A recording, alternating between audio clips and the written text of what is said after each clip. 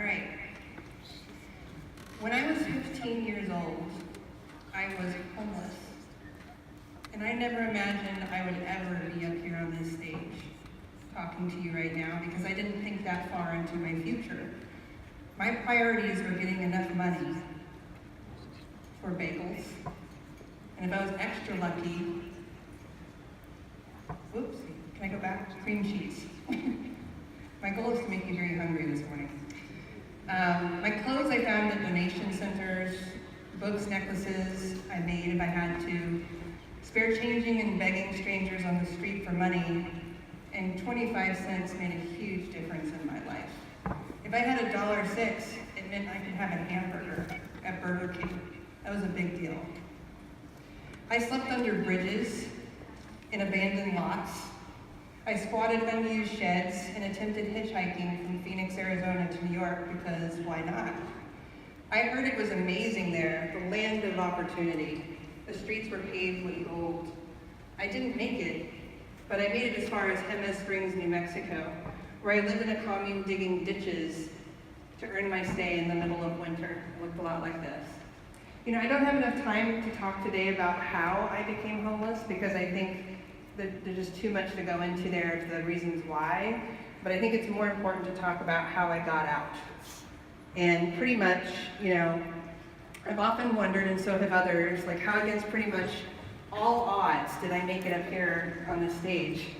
If you don't know me, I'm Cyan Banister. I'm a venture capitalist at Founders Fund. It's one of the top venture firms in the world.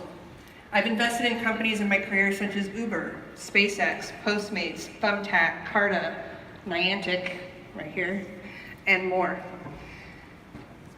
It's difficult to give a short answer as to how I made it here, but if I were forced to say, it would be these 5 things. I've tried to distill it down into these exact points. So let's start with incrementalism. A lot of people tend to think that incrementalism is a bad thing. But how do you go from nothing to something at all? It doesn't happen overnight. Suggesting it does, I think, is irresponsible, and it's out of touch with the realities that a lot of people face. I look at every day as a new day, every moment as a new moment, every conversation's an opportunity to learn more. Little by little, I improved, but I still didn't look far into the future. I looked to the next day, to the evening. I set constant goals for myself, tiny achievements. When I was homeless, it was the bagel. It was getting a shower. It was my personal safety. It was getting better at all of those things. When I had a home and worked, it was about becoming better at every aspect of that job and striving to make more money constantly. The more money I was making was a reflection of the skills I picked up and the knowledge that I obtained. I turned everything into my life. Can we go back a slide? Sorry. I turned everything into my life in a game of leveling up. It's easy to judge that making life a game sounds gross, but it was a difference at one point for me between life and death. When I was 16, I became a ward of the state of Arizona. I was picked up by my favorite police officer, Officer Pratt. We'd become good friends. We were accustomed to these sorts of encounters by then. Usually I ended up in a group home, a detention center, or my mother would take me back for a short period of time, but this day was different. Officer Pratt took me to Dairy Queen. He got me some ice cream, then he took me to the courthouse where he got me a plate of spaghetti. He let me sit where the judge sits while I ate, and then after some time passed, I finished, a woman came in and told me she was my public defender. I had no idea what that meant. I wasn't sure why I needed to be defended from the public. It was kind of strange. But she explained that the judge was coming in, and so was my mother. My mother would stand on one side of the room when the judge spoke to me. I was to address him as Your Honor. My only response to all of this was, okay. It all happened so fast. The judge asked me some questions, and then the judge asked my mom if she wanted me anymore, and she said no. She didn't look at me. The judge rambled some stuff, told me I was officially a ward of the state, to be released to my probation officer, my new parents. My new parents told me I had 48 hours to find a place to live, or I'd be placed in a girls' home. Having lived in those places before, I knew I never wanted to go back. I had to continue to go to school, I had to get a job, And I had to have a gallon of milk in my fridge. Yeah, that was a requirement. It's really strange. No lactose intolerance doesn't matter. To be grown up, you have to have milk. There's no boys in my house. I had to submit to random drug testing, and I had to be home by 9 p.m. every night. I'll never forget the smell of the air and the sun on my face as I walked out of the courtroom that day. I was free-ish. I never had to go back to my family, but I had 48 hours to figure out adulting. I didn't have a phone, I didn't have a home, I didn't have a car, just the shoes and the clothes on my body. I didn't have a job, I had nothing. I sat on the corner and collected my thoughts and went through all of my options. I had one friend who was an adult who lived on her own. So I walked to her place. Luckily she was home, she let me stay. And bonus, she told me she was moving out soon and I could have her place, which meant I needed to get a real job. Up until this point, I had my hustle, some under-the-table illegal jobs. My first job was slinging mashed potatoes at Fur's cafeteria. It's a hot spot for elderly people touring Route 66 by megabus. From that point on, just like the 48-hour time limit, I treated each day as a game in which I would try my hardest to level up on something, anything. I set weird goals for myself. I didn't always win the game, but every day I would get up, I'd start over. I played games like figuring out how to make 25 cents more an hour, how to use a cash register, what all the skills were that I needed to become my boss anywhere that I worked. When I found I could no longer play the game where I was, I moved on. I worked elsewhere. I was obsessed with making more money because that was the measure of success in my game. The game's called capitalism, and it actually saved my life. So like a lot of young people who care about other people, I started out as a socialist. And I thought corporations were completely evil. And eventually I realized that corporations and capitalisms were the key to my freedom and ultimate success in this world. I started listening to the lyrics and the punk music that I jammed out to more, and I realized that everything that I actually believed was wrong. I moved to electronic music like you were listening to earlier. I tried to avoid words in my music while I tried to figure out what I believed. I eventually shed every bit of clothing with a brand, anything associated with me with a tribe. I didn't want people to sum me up in one look, and I wanted to keep people guessing. Individualism. There was more to me. I started reading business books. I started my first business, making and selling t-shirts.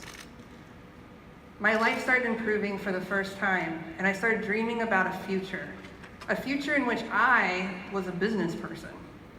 It didn't really matter at that point what kind of business. I started to form my own identity. I was a person. I was Cyan. I was capable of things. I had food in my fridge. I still had to put things back at the cash register, but I wasn't hungry all of the time. Individual is something I work on to this day because we aren't defined by labels or groups. We are multifaceted and a combination of a lot of things. I am not a woman, I am not a Democrat, I am not a Republican. We can all be part of a group, but we are always who we are, and we are all capable of independent thought. Mentorship and technology. You know, there were a lot of amazing people on my journey who taught me that I could be more than what I was. They didn't make me successful, but they told me that I could be.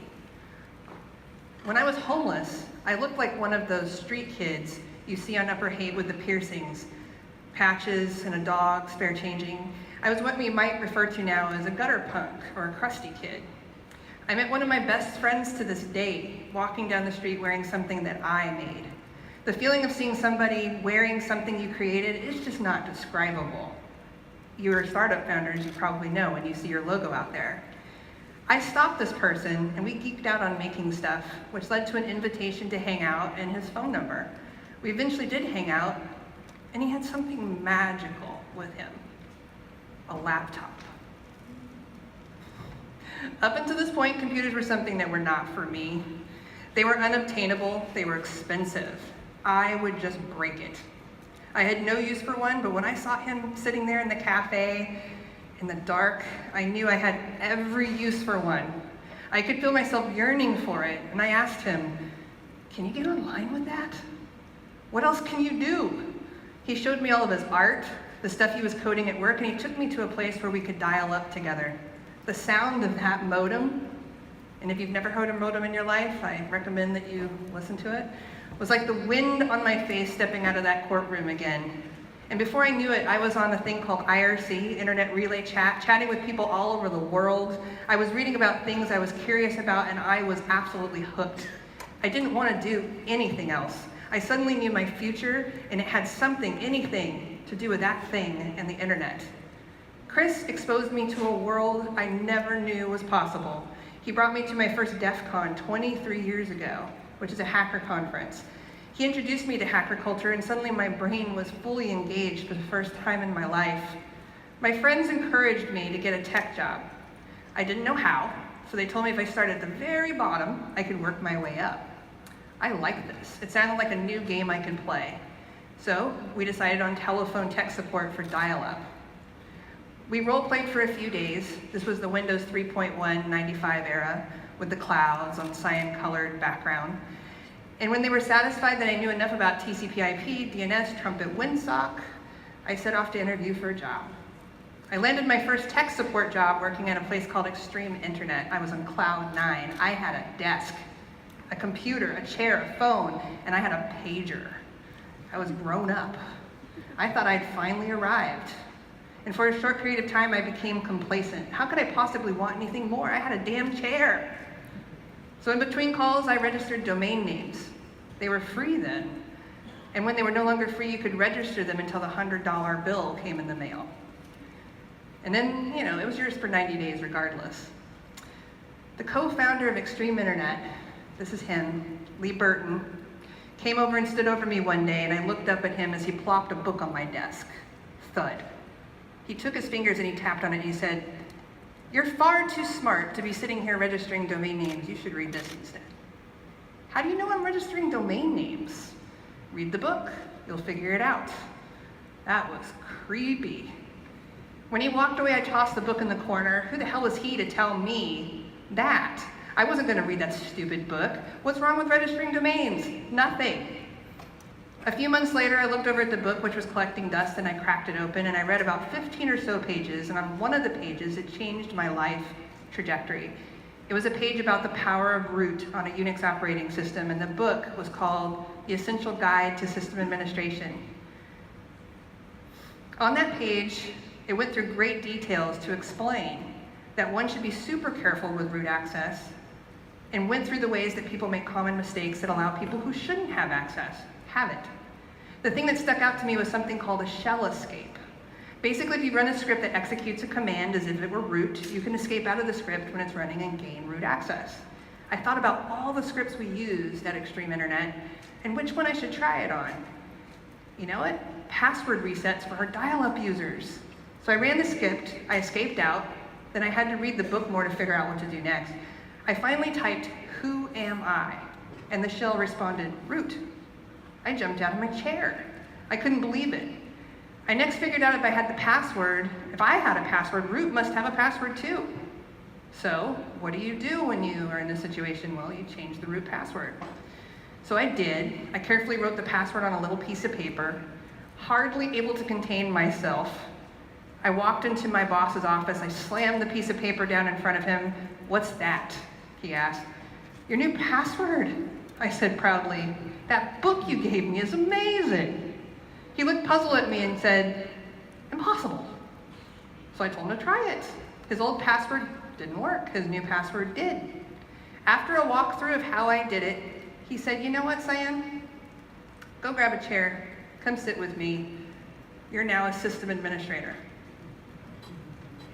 He gave me a promotion. That day I became his Padawan. In a lot of situations like this, I think people would be fired. Lee, on the other hand, saw what I was capable of, and he nurtured it. He taught me all about Linux, BSD, how the internet actually works, how to set up routers, DNS servers, email servers. He trained me for 2 years. I went from making $8 an hour to $15 an hour, which was a truly life-changing event. A lot of my friends who are in the tech industry in Arizona, during this period of time, started moving here to Silicon Valley. A friend of mine one day emailed me a link to Google and told me to try it out. And I saw the "I'm feeling lucky" button. And I don't know if you guys remember that, but you would type in something and it would give you some random website. And maybe it had something to do with your search term, maybe it didn't. It was then that I realized, because of this button, that everything magical I wanted to be a part of was here in San Francisco. I told Lee I had to leave. It was time for a new Padawan. He promoted and trained my friend Jessica, who now, because of his nudge and opportunity, is a software engineer. I threw everything in my car in 1999 and I moved here, and I didn't have much of a plan. There was this guy I was seeing on Craigslist. That was my plan. The guy and I broke up, so then there was just Craigslist. I landed my first job and I went from $15 an hour to $35, which in San Francisco is probably about the same as what I was making in Arizona as far as it gets you for rent. I played the game some more, many jobs, learning how to code, foregoing a lot of friend time and late nights until I finally broke 6 figures in 2003. Because of Pat Peterson and Scott Weiss from Ironport. Scott Weiss was the CEO and one of the founders. He was the first person that I confessed to that not only did I not go to college, I was also a high school dropout. They both gave me promotions and enough stock over the years, they're based on my performance, that eventually once we sold to Cisco years later, I had more money than I ever thought I would ever have in my life. So towards the end of my career at Ironport, I started dating and eventually married that guy. That's Cyan Banister. I had this windfall from my equity. I didn't know what to do with it. I turned to Scott for advice. Should I buy property, stock market? He says, well, you can do what I do and put it into incredibly risky startups. Scott had identified that I was a super user, an early adopter of pretty much everything. He'd been angel investing for 10 years, and before I joined him, he noticed that I was using every product he was getting intros to months ahead of time. So he started asking me for advice about things like Twitter. But honestly, you couldn't ask for a better mentor than Scott. My first angel check went into SpaceX. I was terrified, but it was exciting. I was literally blowing up my money on launch pads. Money I'd slept under my desk making years and years of working super hard into rocket ships. I became addicted. My husband and I figured out that our division of labor worked really well for us. I like giving talks like this and going to events and taking first meetings, and while he likes to sit on the couch, he's introverted, he prefers to work at home and meet very, very few people. And then there's this guy, Brian Singerman. He was on the board of a company that I started. He had just joined Founders Fund. He started off as an associate and is now a general partner at our fund. We'd often get together and make bets on companies, talk about the world of investing. One day he invited me to get coffee with him. I thought it was just another one of those days. And then he said, Cyan, how would you like to join Founders Fund? They had just closed their 6th fund and they needed another person and they needed to help expand the team. This is a question I thought I would never get. I was on the short list of people they thought would be a good fit. Brian told me at the table that my track record and the deals I've done qualified me for a role I didn't think I would ever have, and that he believed that someday I'd be one of the greatest venture capitalists in the world. I'm still working on that. I still had to interview. After days of interviewing, here I am. And when I found out I landed the role, I felt that wind on my face again. I have a chance to play in a new arena and stretch myself intellectually. I'm always searching for the wind, and somehow I'm here. Again, just about against all odds, I'm here, and if you ask me how I did it, I can only tell you that I was endlessly curious. I surrounded myself with people smarter and more capable than me. I played the game every day, I still do, and nobody was around to pat my back. I learned how to give myself props and believe in myself. Also, I can tell you that mentorship isn't something that needs to be formal. Lee knew he was mentoring me, but some of the most profound things that happened to me were not formal arrangements. For example, at TC40 in a room, this is the first Disrupt, it was very small, Mike Arrington put me on stage because he found that I had something important to say. He was the first person who believed in me.